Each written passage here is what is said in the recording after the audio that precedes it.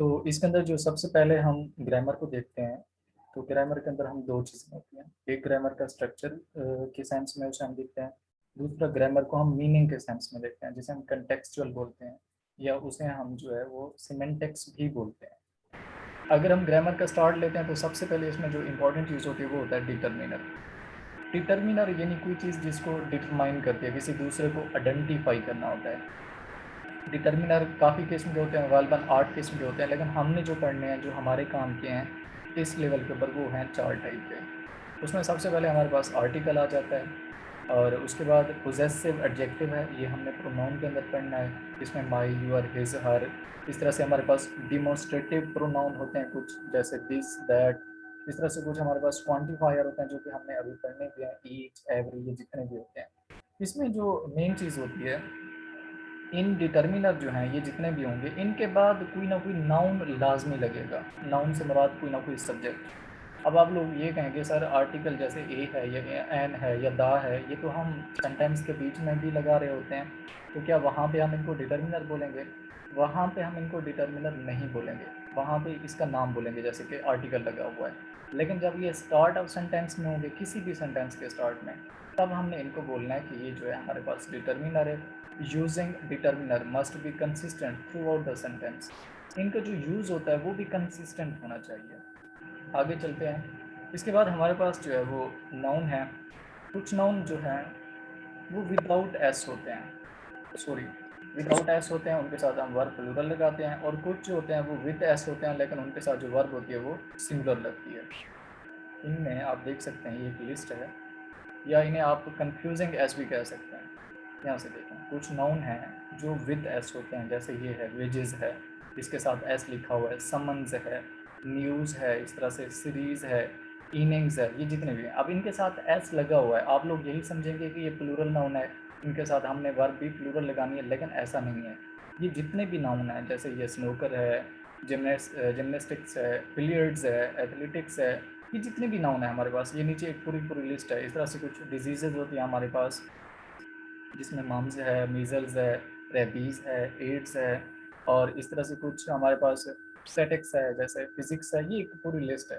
कुछ कंट्रीज़ के नाम होते हैं, जैसे the United States, the United Arab Emirates, the मेलदीव्स।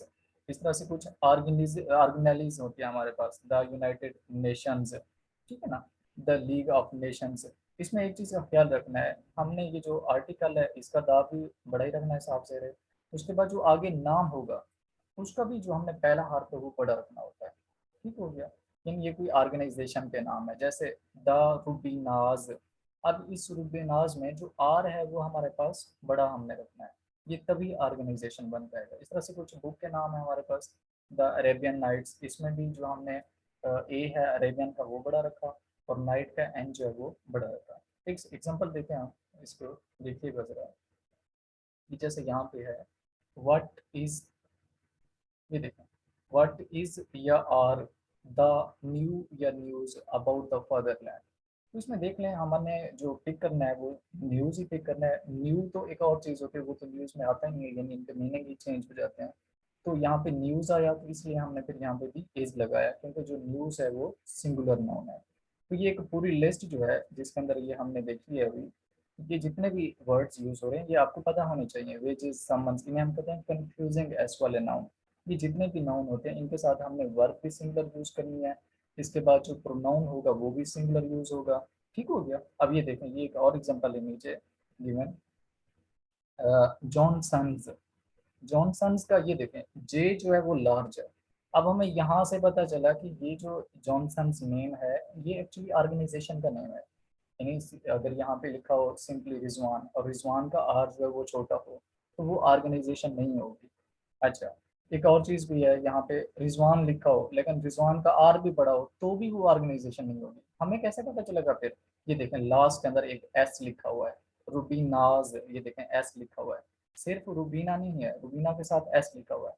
तो इसकी पहचान जो है, यानी अगर एक सिंपल नाम है और एक ऑर्गेनाइजेशन का नाम है, हमें कैसा पता चलेगा? उसकी दो निशानी है। एक पहली निशानी तो ये, उसका जो पहला हर्फ है वो लार्ज होना चाहिए, जैसे यहाँ पे जॉनसन्स है तो जे लार्ज है उसका। दूसरा, उसके लास्ट में एस लाजमी होगा। अगर ये दो निशानियां हैं उस नाम के अंदर, तो वो नाम नहीं होगा, वो किसी ऑर्गेनाइजेशन का नाम होगा। तो जब भी किसी ऑर्गेनाइजेशन का नाम आएगा, हमें पता है ऑर्गेनाइजेशन के साथ हमने वर्ब जो है या प्रोनाउन जो है वो सिंगुलर लगाना होता है। तो इसलिए हमने यहाँ पे इसके साथ इज लगाया है कि Johnson's is working for its employees. एक और चीज़ यहाँ पे देख लें, थोड़ी सी ये साइड में लिखी हुई है, हमारे पास ये जो सीरीज का वर्ड है, ये सिंगुलर भी यूज होता है, प्लूरल भी यूज होता है। ये कैसे होगा, ये देखें, अगर तो सीरीज से पहले हमारे पास जो आर्टिकल है ए लिखा हुआ है, आ सीरीज, इसका मतलब है वो सिंगुलर है। इस ए को या ये जो टू लिखा हुआ है इसे हम कहते हैं डिटर्मिनर, ये हमने आगे पढ़ना है। अगर सीरीज से पहले टू लिख देंगे, हमें पता है अब दो सीरीज हैं, तो आगे भी फिर हमने वर्ब लगाया हुआ है, यानी हमारे पास जो वर्ब लगनी है वो प्लूरल लगनी है। तो यहाँ से आपने ये कंफ्यूजिंग एस वाली जो नाउन है ये देखना है। उसके बाद आगे चलते हैं। इसी तरह से कुछ हमारे पास नाउन है, उनके साथ एस तो नहीं लगा होता, यानी वो प्लूरल तो नहीं होता है, लेकिन उनके साथ जो वर्ब होती है वो हमेशा प्लूरल लगती है। जिसमें ये पीपल हो गया, पीपल के साथ अब एस नहीं लगा हुआ, लेकिन इनकी इसके साथ जो वर्ब लगनी है या आगे प्रोनाउन लगना है वो प्लूरल लगना है। इस तरह से कैटल है, विरमेन है, जेंट्री है, ये जितने भी हैं, पुलिस है, स्टाफ है, ये देखें ऑलवेज टेक प्लूरल वर्ब, ये हमेशा प्लूरल वर्ब देते हैं। नेवर ऐड एस या e s to these words, इनके साथ ही इनकी जमा बनाने के लिए आपने कभी भी एस या ई एस का इजाफा नहीं करना। इनकी जो प्लूरल बनाते होते हैं हम डिटर्मिनर से बनाते होते हैं, यानी अब जैसे कैटल है तो इसके साथ हम लिखेंगे टू हेड ऑफ कैटल, तो इस तरह से इनकी प्लूरल बनेगी। इनके साथ एस या ई एस का इजाफा हमने नहीं करना। अब यहाँ पे एग्जांपल देख सकते हैं आप, द कैटल या कैटल्स वाज या वर टू डाई, तो यहाँ पे हमें कैटल चूज करना है। अगर कैटल्स एस या ई एस के साथ चूज करेंगे तो वो मिस्टेक होगी, और दूसरा क्योंकि इनके साथ हमने वर्ब प्लूरल लगानी है तो वाज चूज करेंगे तो भी मिस्टेक होगी, यहाँ पे हमने वर्ब लगाना है। इस तरह से द फ्रेंच, इसमें एक फ्रेंच एफ लार्ज है और एक स्मॉल है, तो यहाँ पे हमने लार्ज वाला चूज करना है, ये एडजेक्टिव होता है, ये भी हमने आगे पढ़ना है अभी। तो हमारा जो यहाँ पे क्वेश्चन है वो है पिजेंट्री, जो ऊपर वाले वर्ड में से आया हुआ है। तो पिजेंट्री हमारे पास वो जो प्लूरल नाउन है तो इसके साथ हमने वाज नहीं लगाना बल्कि वर लगाना है। तो ये था हमारे पास कंफ्यूजिंग एस की दो लिस्ट, कि कुछ नाउन ऐसे होते हैं जिनके साथ एस लगा होता है लेकिन वो सिंगुलर होते हैं, कुछ नाउन ऐसे होते हैं उनके साथ एस नहीं लगा होता, जैसे ये कैटल, विरमेन है, पिजेंट्री है, क्लर्जी है, जेंट्री है, इनके साथ हमने जो वर्ब होती है वो प्लूरल लगानी होती है। आगे चलते हैं। ये हमारे पास दो स्पेशल ग्रुप हैं। इस स्पेशल ग्रुप में अगर हमारे पास कोई एडजेक्टिव हो, ये जितने भी हैं जैसे ब्रेव है, पुअर है, रिच है, नीडी है, ये सारे के सारे एडजेक्टिव हैं हमारे पास। अगर एडजेक्टिव से पहले द लग जाए, ठीक है ना, इन्हें हम कहते हैं नॉमिनल। तो इनके बाद आप ये दो चीजें आपने नोट कर लेंगे, एक तो इनके साथ कभी भी एस या ई एस का इजाफा नहीं होगा, यानी आप द पुअर्स नहीं कह सकते, वो गलत हो जाएगा। द रिचेस नहीं कह सकते, वो गलत हो जाएगा, ठीक हो गया। और इनके साथ दूसरी जो चीज़ है वो ये है कि वर्ब जो है वो भी हमेशा प्लूरल लगेगा। ये कुछ हमारे पास स्पेशल ग्रुप में जितने भी एडजेक्टिव आ जाते हैं, एडजेक्टिव के साथ अगर इनसे पहले हमारे पास द लग जाता है तो इसके बाद दो कंडीशन होगी, एक तो इनके साथ एस या ई एस कभी नहीं लगेगा, दूसरा इनके साथ जो हमने वर्ब लगानी है वो भी प्लूरल लगानी है। इसी तरह से हमारे पास कुछ नेशनैलिटीज हैं, यानी मुल्कों के नाम हैं, अगर वो मुल्कों के नाम सी एच एस एच या ई एस ई पे एंड होते हैं और उनसे पहले दा लगा होगा, उनके साथ भी यही सेम कंडीशन है, एक तो उसके साथ हमने एस या ई एस नहीं लगाना, दूसरा उसके साथ हमने जो वर्ब है वो भी प्लूरल लगाना है। इनके हम एग्जाम्पल भी करते हैं, ये देख लें, जैसे द बर्मीज है, चाइनीज है, स्पेनिश है, ब्रिटिश है, डच है, फ्रेंच है, इस तरह से द सिख है, तो रख लेंगे। आगे चलते हैं। उसके बाद हमारे पास कुछ क्वांटिफायर है। क्वांटिफायर से मुराद कुछ हमारे पास काउंटेबल होते हैं और प्लूरल क्वांटिफायर होते हैं, इसी तरह से कुछ हमारे पास नॉन काउंटेबल होते हैं और सिंगुलर होते हैं। क्वांटिफायर होता है क्या है, यानी किसी क्वांटिटी को जो डिफाइन करता है उसे हम क्वांटिफायर कहते हैं, ठीक हो गया। इसमें देख लें हमारे पास ये दिए हुए हैं, नंबर का वर्ड आ जाए, नंबर है, फ्यू है, मैनी है, बोथ है, ये जितने भी हैं ये है प्लूरल, यानी क्वांटिफायर। इनके बाद अगर प्लूरल है तो उसके बाद नाउन भी प्लूरल आना चाहिए और इनके बाद वर्ब भी प्लूरल आना चाहिए। लेकिन एक क्वांटिफायर ऐसा है, इसका स्ट्रक्चर आपको लाजमी याद होना चाहिए, ये काफ़ी यूज होता है, ये है वन ऑफ। वन ऑफ के बाद नाउन तो प्लूरल लगेगा लेकिन वर्ब सिंगुलर लगेंगे, ठीक हो गया। देखो ना, ये ऊपर वाले जितने भी हैं इनके साथ, यानी ये खुद भी सारे प्लूरल हैं, नाउन भी प्लूरल लगेगा, वर्ब भी प्लूरल लगेगी, लेकिन ये जो वन ऑफ है वन ऑफ भी प्लूरल है, लेकिन इसके बाद नाउन भी प्लूरल लगना है, वर्ब सिंगुलर लगना है, बस इतना आपने यहाँ पे याद रखना है इसको। उसके बाद हमारे पास ये नॉन काउंटेबल यानी सिंगुलर क्वांटिफायर है, जिसमें अमाउंट आ जाता है, लिटिल है, लेस है, मच है। ये इनके साथ नाउन जो है वो भी सिंगुलर लगेगा, और इनके बाद वर्ब जो है वो भी सिंगुलर ही लगेगी। इस तरह से हमारे पास दो क्वांटिफायर और होते हैं, जिसमें एक है मैनी आ और एक है आ मैनी। इन दोनों का डिफरेंस आपने देख लेना है।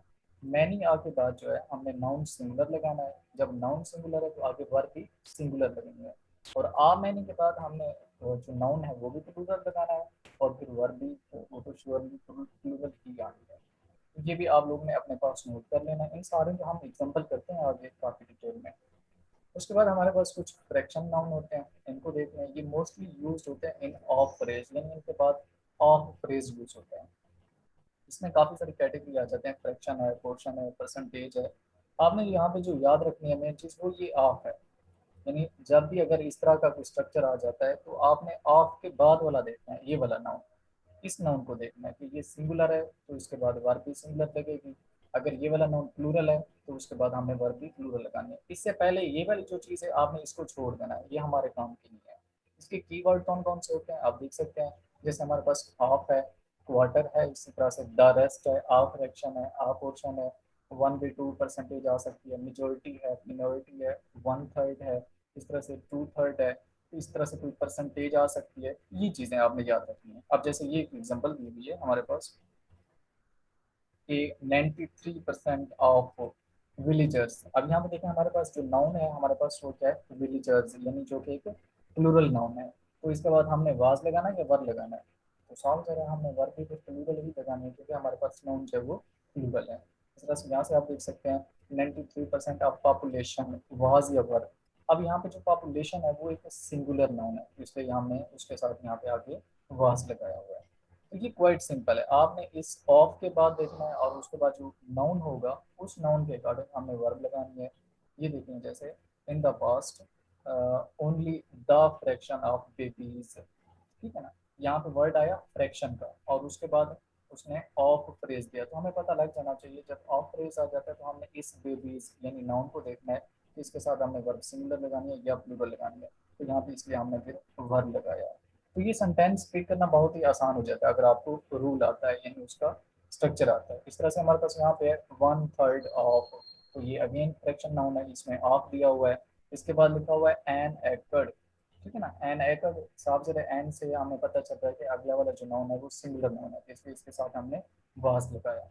अच्छा, यहाँ पे अगर हम एन की जगह पे टू लगा दें, टी लगा दें, अब जो हमने एकड़ लिखा हुआ है यहाँ पे इसके साथ फिर हमें एस या यस का इजाफा करना होगा। जैसे ये देखें, अगर तो हमारे पास हो 1/3, ठीक हो गया, तो इसके साथ हम एस नहीं लगाएंगे अगर यहाँ पे 1 होता, लेकिन अब यहाँ पे क्योंकि 2 हो गया है, यानी हमारे पास जो मिडल है वो अगर प्लूरल है तो आगे जो हमारे पास नाउन होगा या एडजेक्टिव होगा उसको भी हमने प्लूरल ही करना है।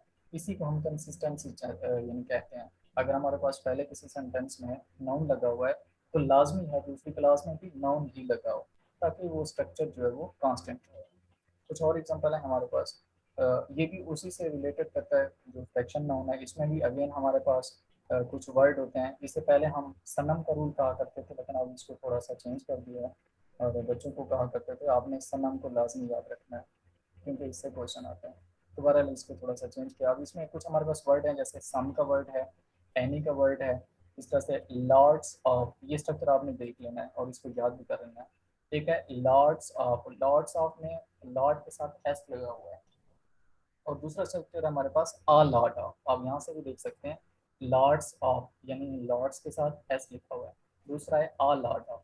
तो ये कभी कभार पूरे एक स्ट्रक्चर जो सेंटेंस में दे देते हैं और उसको आइडेंटिफाई करवाना होता है, तो ये काफ़ी इंपॉर्टेंट है, इसको आपने याद रखना है। इस तरह से हमारे पास ऑल है, मेजोरिटी है, प्लेंटी है, इनमें भी वही चीज़ है, ऑफ फ्रेज लगा होगा, ऑफ फ्रेज के बाद हमारे पास नाउन होगा, उस नाउन के हिसाब से हमें वर्ब लगाना होगा, सिंगुलर या प्लूरल। इसमें एक जो चीज़ एक्सेप्शन है वो है नन।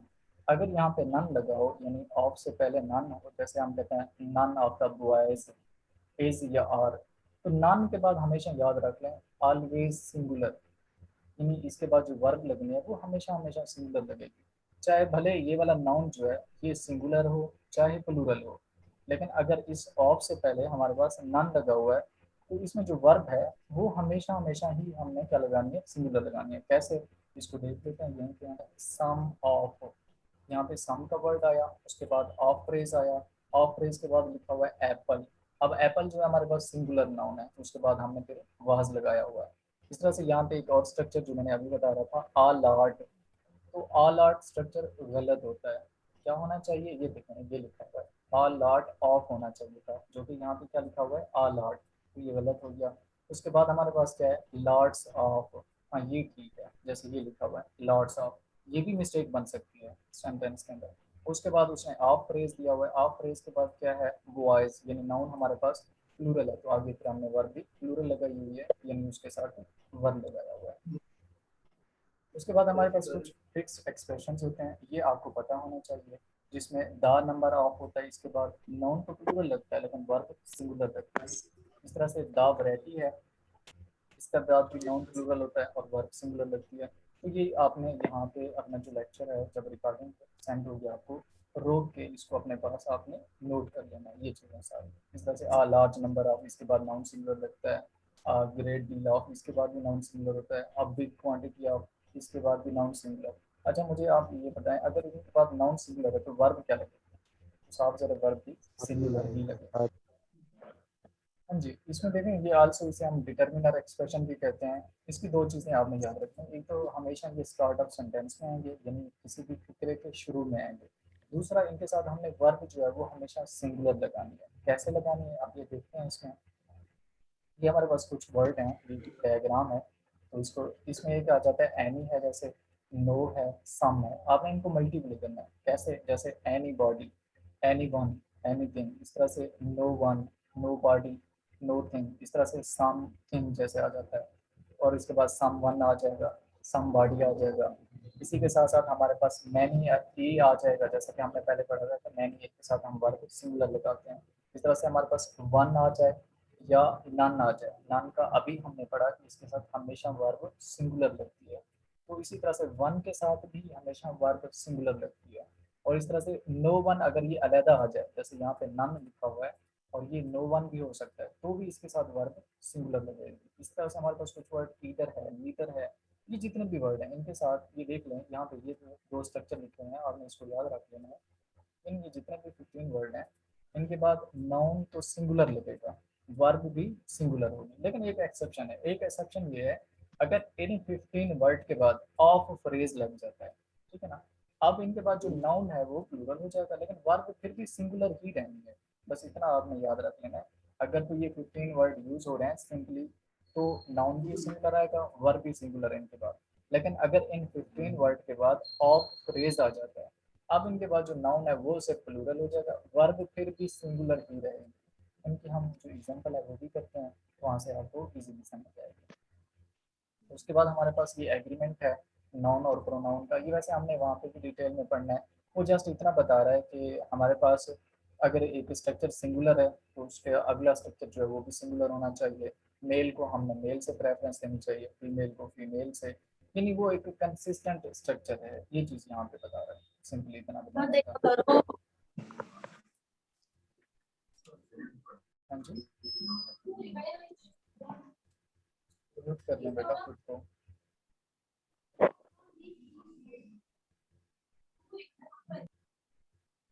हमारे पास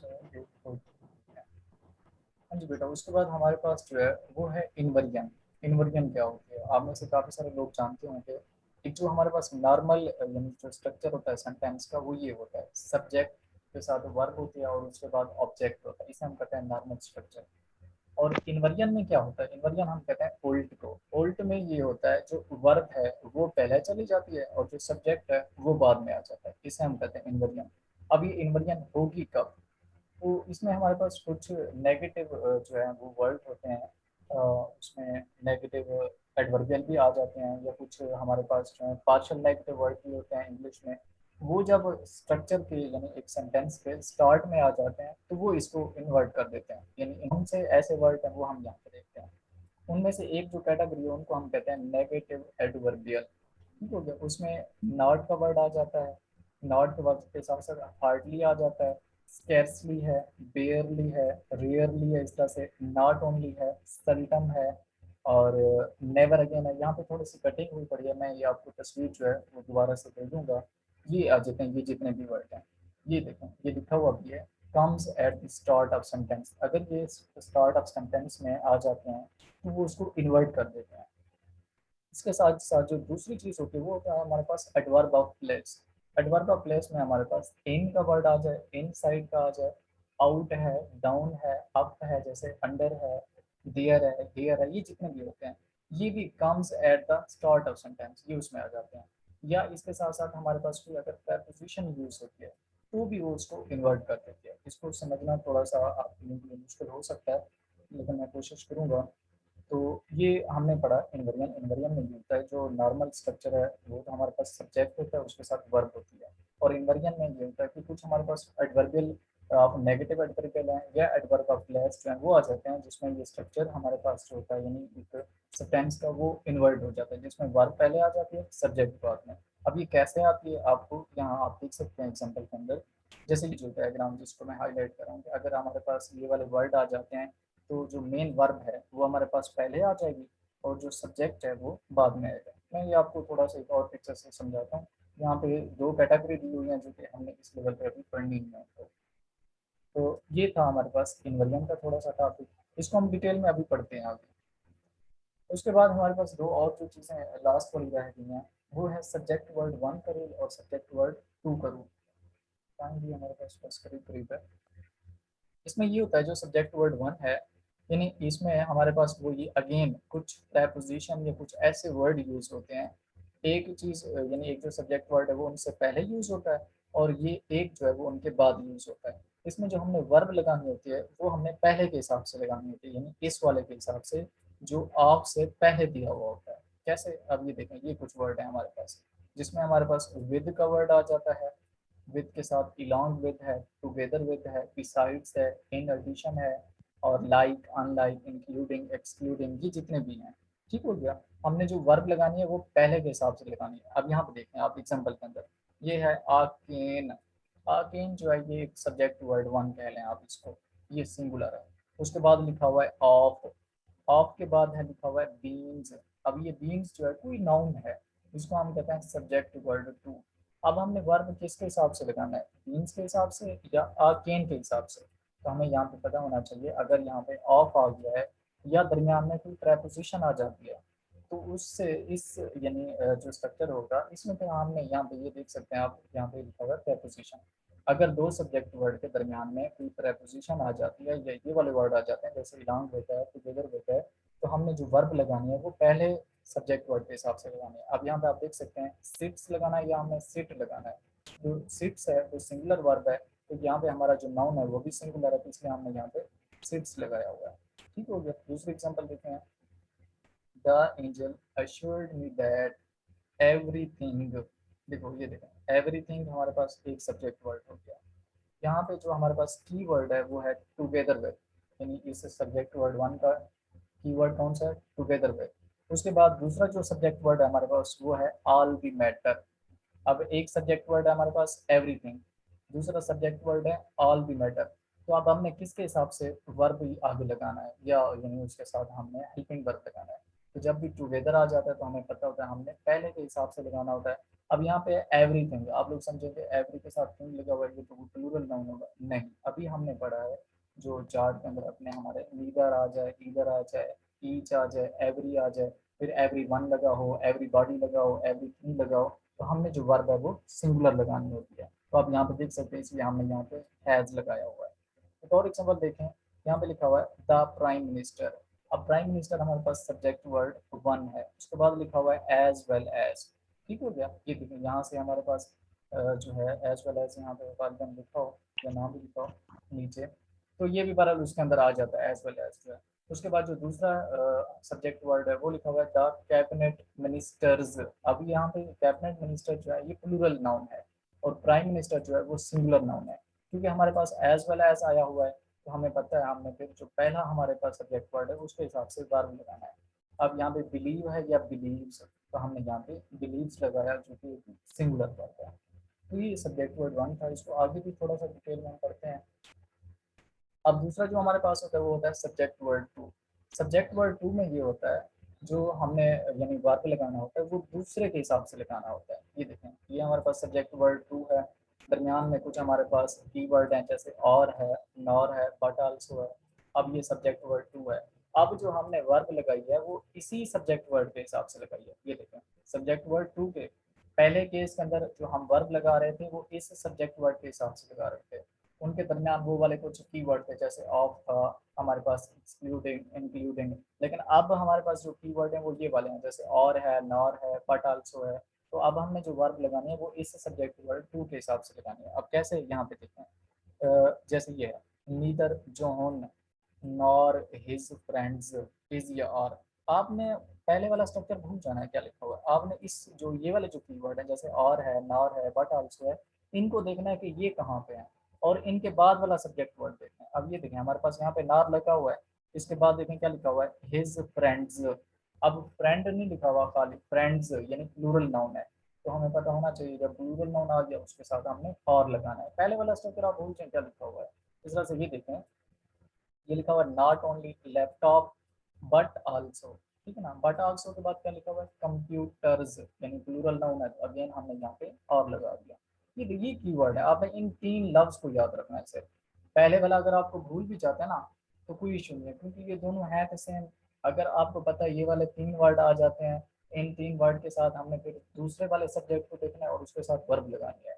और अगर वो पहले वाले आ जाते हैं जैसे कि ये वाले हैं, विद है, टुगेदर विद है, बिसाइड है, इन एडिशन टू, तो इसमें हमने इस पहले सब्जेक्ट वर्ड के साथ हमने वर्ब लगा दिया।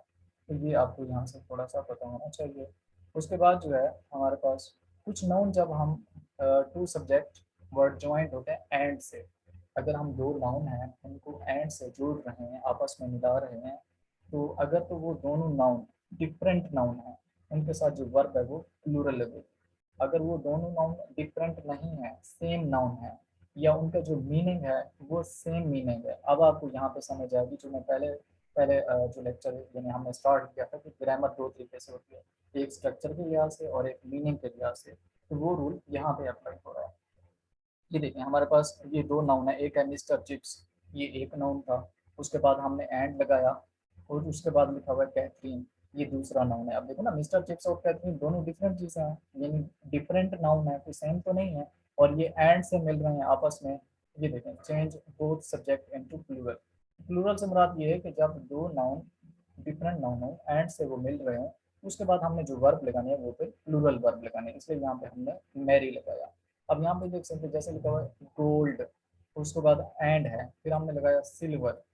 अब ये दोनों डिफरेंट चीजें हैं, तो इसके साथ हम एज तो नहीं लगा सकते, यानी प्लूरल लगेगा, जो कि हमने यहाँ पे आर लगाया हुआ है, यहाँ पे आर्टिफिशियल। अब दूसरा रूल ये, अगर हमारे पास दो नाउन है, उनका जो सिंगुलर आइडिया जनरेट होता है उनसे, या जो उनका मीनिंग है वो सेम होता है, अगर उनका मीनिंग सेम है तो अब उनके साथ जो हमें वर्ब लगानी है वो जो है वो सिंगुलर ही लगानी है। तो बेटा ये देखें, अब जैसे ये हमारे पास एग्जांपल है ब्रेड एंड बटर।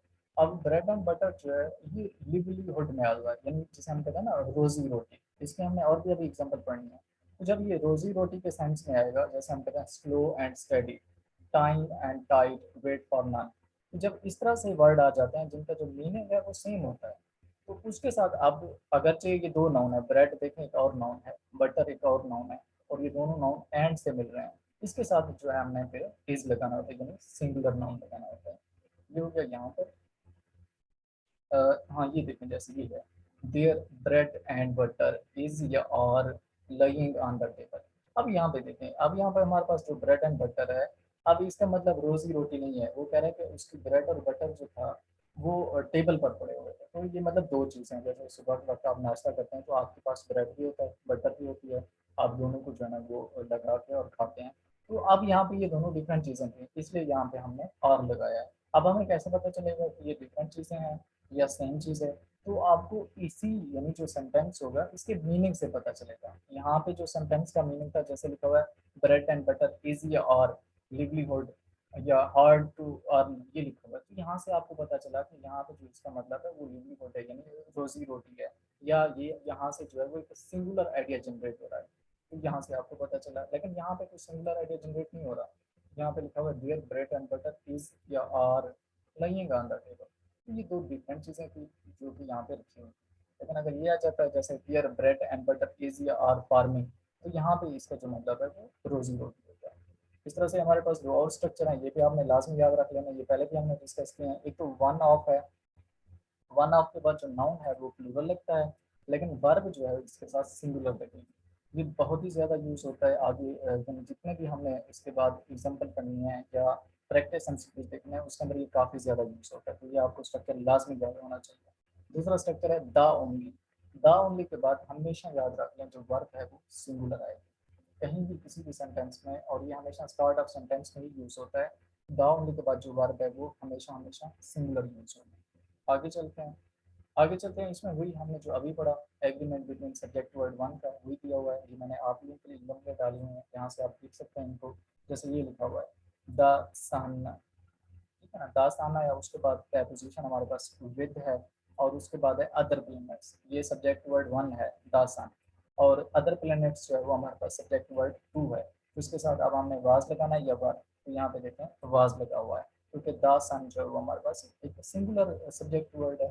तो ये आप यहाँ पे देख सकते हैं जैसे द बॉय, उसके बाद लिखा हुआ है as well as his friends. अब हिज फ्रेंड्स प्लूरल नाउन है, लेकिन द बॉय जो है वो सिंगुलर है, इसलिए हमने देखिए इसके साथ वर्स लगाया है। तो ये एग्जांपल आप लोगों ने खुद पढ़ लेना है यहाँ से। इस तरह से ये सब्जेक्ट वर्ड टू की एग्जांपल है। नॉट ओनली चिप्स लिखा हुआ है, और उसके बाद लिखा हुआ है but also the young masters. अब हमने बट आल्सो वाले के बाद वाले नाउन को लगाना है, यानी सब्जेक्ट वर्ड टू के हिसाब से वर्ब लगाना है। ये था यंग मास्टर यानी प्लूरल नाउन, तो इसलिए हमने यहाँ पे इसके साथ वर्ब लगाया हुआ है। और ये जो है ये अभी हमने देखा अगर दो सब्जेक्ट वर्ड जो है वो ज्वाइंट होते हैं एंड से, अगर तो वो दोनों डिफरेंट पर्सन या थिंग्स हैं तो उनके साथ जो है हमने वर्ब वो प्लूरल लगाने होते हैं, ये आप देख सकते हैं। लेकिन अगर वो नाउन सजेस्ट करते हैं वन आइडिया टू माइंड, ठीक है ना, या अगर वो सेम पर्सन है या सेम थिंग है तो उनके साथ जो वर्ब है वो हमने सिंगुलर लगाना है। जैसे slow and study wins the race है, टाइम एंड टाइड है। इस तरह से द हॉर्स एंड कैरेज आ जाता है, द राइज एंड फॉल है। ये आप लोगों ने सारी एग्जाम्पलें जो है यहाँ से देख लेंगे हैं।